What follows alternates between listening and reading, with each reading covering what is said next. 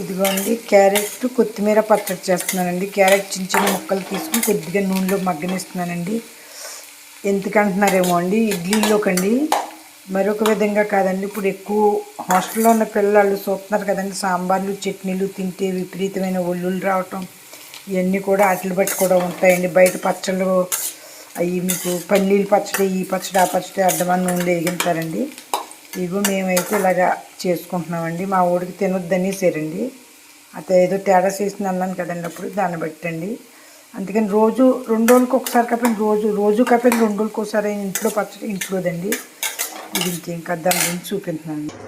ఇదిగోండి ధనియాలు, జీలకర్ర, పచ్చిమిరపకాయలు, మినపప్పు వేసుకున్నామండి.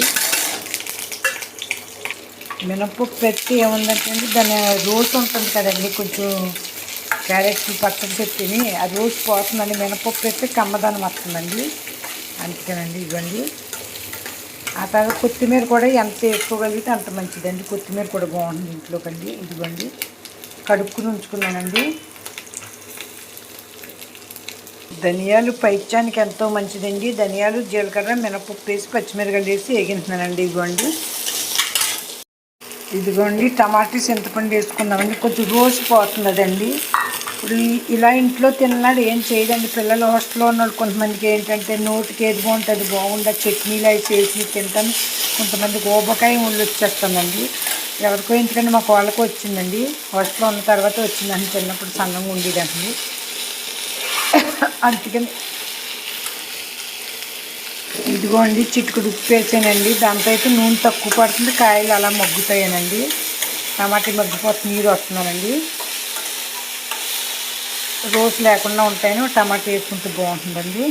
ఇదిగోండి ఈ వేగించినది పదార్థం. ఇదిగో ఈ క్యారెట్లు, ఎల్లుల్లిపాయలు వేసాను కదండి, 2 కలిపి మిక్సీ పట్టుకుందామండి. నాకు అలా కంగారుగా చేయకండి, రాత్రి వేగించుకున్నా పర్వాలేదండి, పొద్దున్న లేచి రుబ్బుకొచ్చండి. ఇదిగోండి ఇవన్నీ కలిపి మిక్సీ పట్టుకుందామండి.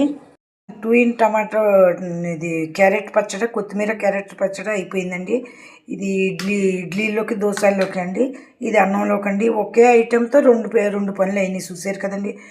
నౌకరీ చేసేవాళ్ళు, ఎక్కడన్నా పని చేసేవాళ్ళు ఉంటే ఇలా చేసుకుంటూ వేడి అన్నంలో ఇది పెట్టుకుని వెళ్ళిపోతే భోజనానికి అయిపోతుందండి. ఇది ఇంట్లోకి అయిపోతుందండి. ఎందుకంటే ఆ కొట్టులో పచ్చళ్ళు వెనకాల పడతాం. ఇదిగోండి చక్కగా ఉందండి. తాలింపు ఇవ్వండి. పిల్లల్ని మరి పెడతానికి వేసాను. మా పిల్లడు ఇది అది అంటాడని తాలింపు వేసాను అనమాట అండి. ఇదిగోండి ఇది అన్నంలోకి వేడి అన్నంలో నెయ్యి కానీ నూనె కానీ అలవాటులో వేసుకు తింటే చాలా బాగుంటుందండి. ఇవాళ మా టమాటో 2 ఇన్ 1 పచ్చడి తయారైపోయింది. ఇదిగోండి.